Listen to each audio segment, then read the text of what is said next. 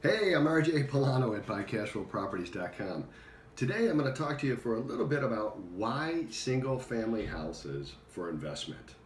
Now in my world, we deal primarily with a small to mid-size investor throughout the United States as well as internationally. And candidly, I've been involved in commercial real estate deals before. I've had apartment buildings, I've had mixed use buildings, and they never really went the way that I had hoped that they would go when I acquired them.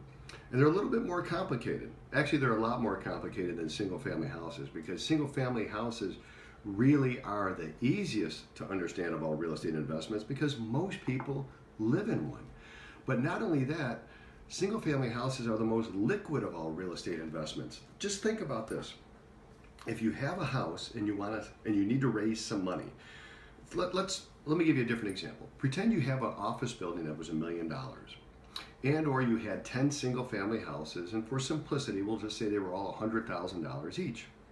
And each one of these properties you bought free and clear, and so you don't owe any money on it. But it wouldn't matter if you did or you didn't.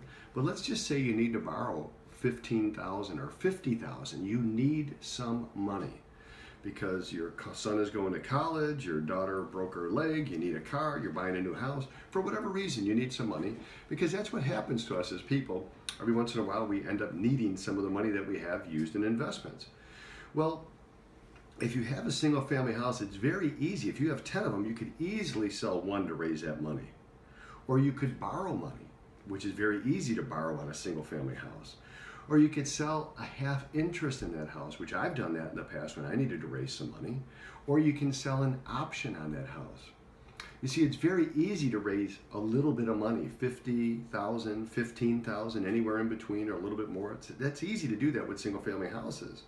But if you have an office building or a medical building or any large commercial building, it's very, very expensive to borrow money.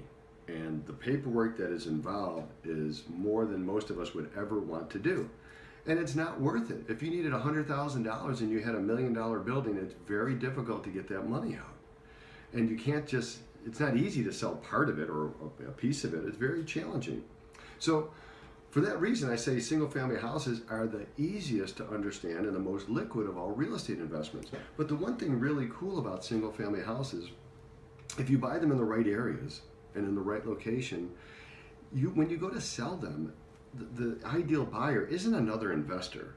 Okay, because investors always want a bargain. They always want an opportunity. Look at you, look at me, of course we do. But if we sell to a homeowner, homeowners buy houses for emotional reasons. Hey, it's near the church, it's near the school, it's near where I work, my friends live around the corner. People buy for emotional reasons, and I can tell you, the last two homes I owned, one in New York and one in Florida, I paid full price. And for somebody like me, painful. Okay, that's not what I do. I steal houses is what I try to do. But I paid full price. Why? Because it was close to the school. I liked the neighborhood. I felt very safe. All those things. And it's the same for other people. So people who buy for emotional reasons will pay more money than an investor. And if it was a commercial building, it's real simple. People are going to buy that on a cap rate. And typically a good A building, an A plus building, is going to have a cap rate in today's market of about 5 to 6%. Not very much. And it's not easy to get into and it's not easy to get out of.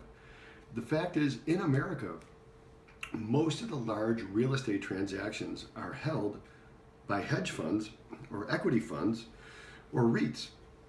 And there's a reason for that. These people have all kinds of investors that plow their money into these things, but then you're still stuck. You have no control. I am one of those guys. I like to control everything I do about my life. And I think most of the people listening to me probably feel the same way.